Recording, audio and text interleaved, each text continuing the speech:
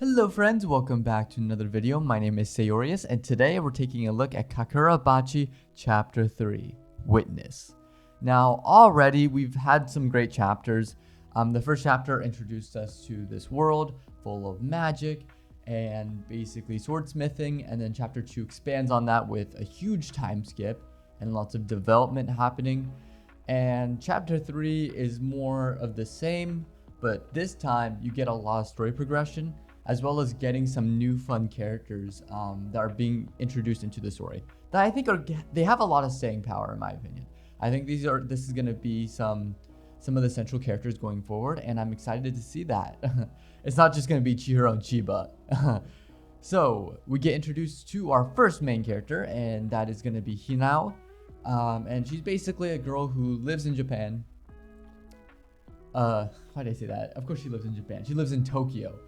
And what's happening is she basically is their informant. She knows everything from like sort of odd jobs that they can do to basically knowing any rumors going around about sort of any activity, whether it's from different groups.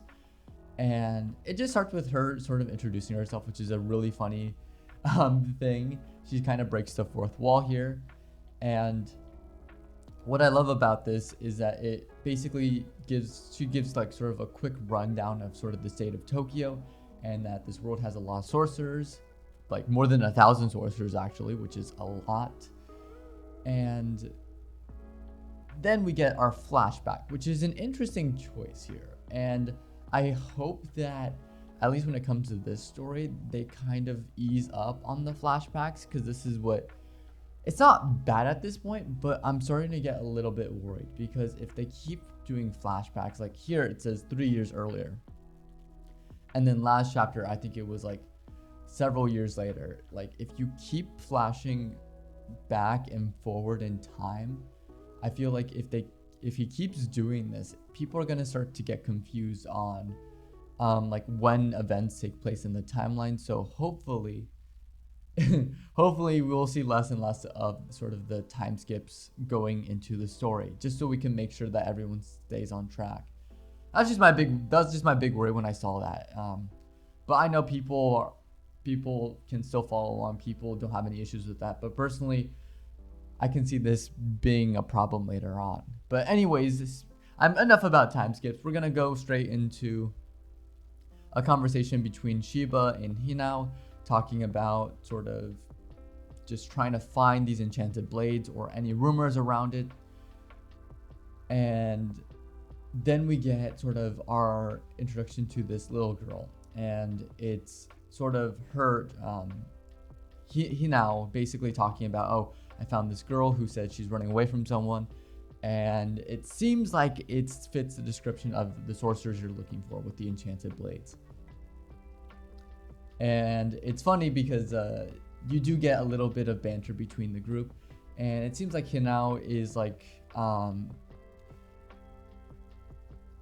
always happy to see Chihiro, which is really funny. Like, oh my gosh, you're back, which is really funny. Especially when she's like the complete opposite to Shiba. She's like, oh, it's just you're loud. So we get more of sort of story developments with this girl. You learn her name is Char. And there's lots of skepticism here because the girl's like uncooperative. She's like not really discussing like too many details. She's like, I don't have a home. Very surface level answers, and they're like trying to get more out of her because they're trying to find these enchanted blades. And then it's because of Chihiro here, who basically tries to have a one-on-one with her and says, are you hungry? Because you're a starving orphan.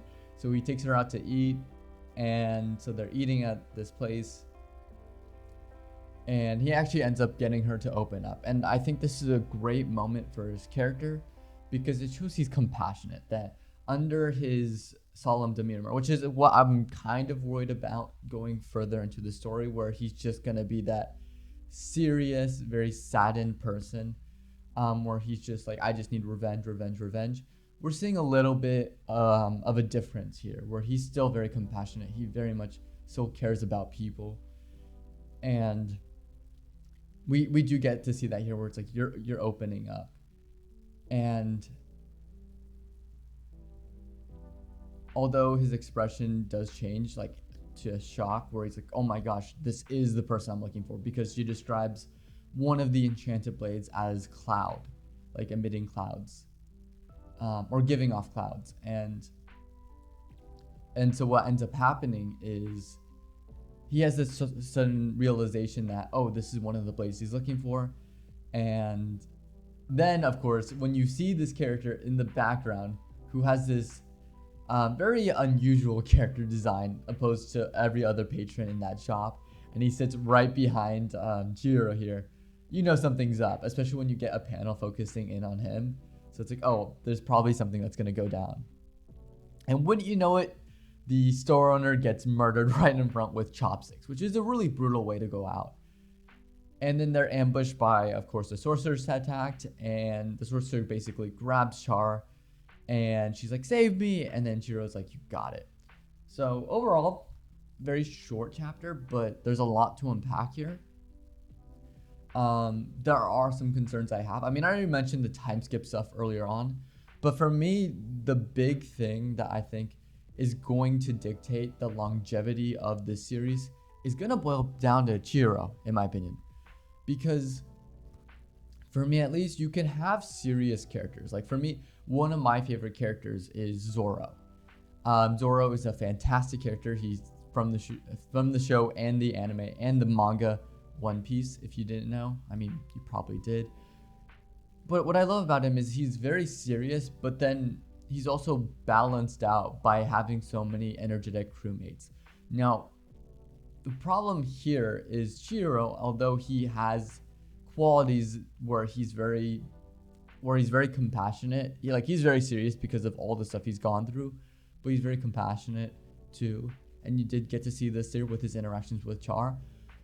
What I'm worried about is it's gonna be too focused on the revenge plot to see him change.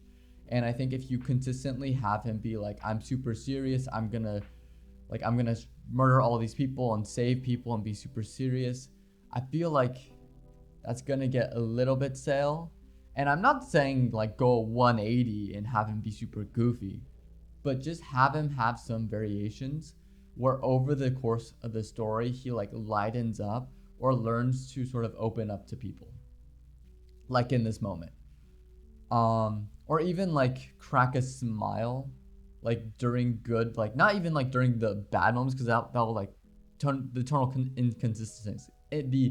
tonal inconsistency that would be bad.